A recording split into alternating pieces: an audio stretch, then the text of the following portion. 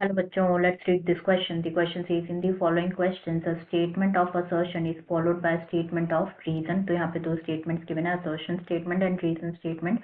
Assertion statement में given है influx of ions into inner space of cells, that is an active process. And reason यहाँ पे given है कि जो ions है वो available है for free exchange in free space. तो यहाँ पे हमें दोनों statements को observe करना है and then select करना है correct option. First given if both assertion and reason are true and reason is the correct explanation of assertion, तो हमारा आंसर होगा 1. अगर दोनों assertion reason true है but reason correct explanation नहीं है assertion की, तो हमारा आंसर होगा 2. अगर assertion true है, true statement है but reason false statement है, then we will mark 3rd as an answer.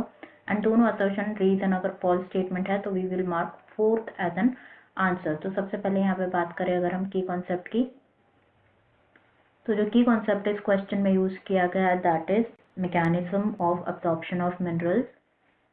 Mechanism of absorption of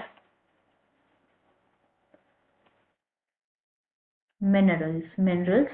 तो जो प्रोसेस होता है absorption ऑफ मिनरल्स का, ये मेनली अकर होता है दो मेन फेजेस में अकर होता है.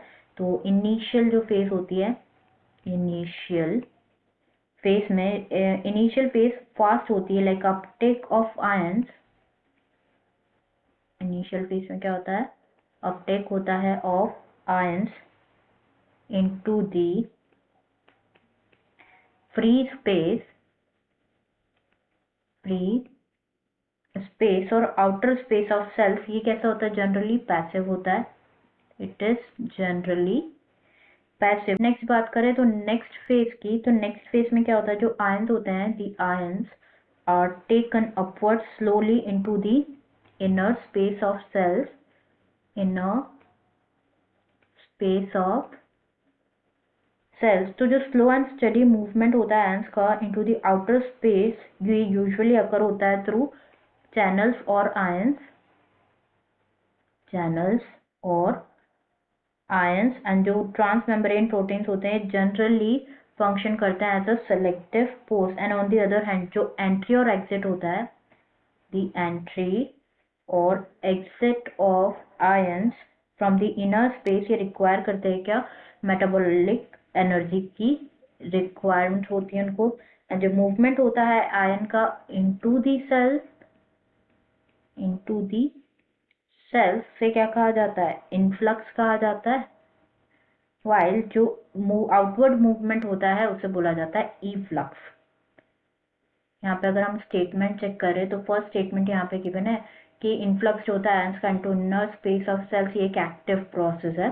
तो ये बिल्कुल करेक्ट है. इनफ्लक्स जो होता है ना आयंस का, ये एक्टिव प्रोसेस होता है, इसमें एनर्जी की रिक्वायरमेंट होती है and it's an true statement. And reason यहाँ पे गिवन है कि जो आयंस है अवेलेबल होता है for free exchange in free space. ये भी ट्रू है बट जो रीजन है ये करेक्ट एक्सप्लेन नहीं कर रहा है असर्शन को, इसलिए हमारा करेक्ट आंसर यहाँ पे होगा क्या, option 2, that is assertion and reason दोनों ही करेक्ट है बट रीजन करेक्ट एक्सप्लेनेशन नहीं है असर्शन का. Answer will be option 2. I hope you understood it well. Best of luck.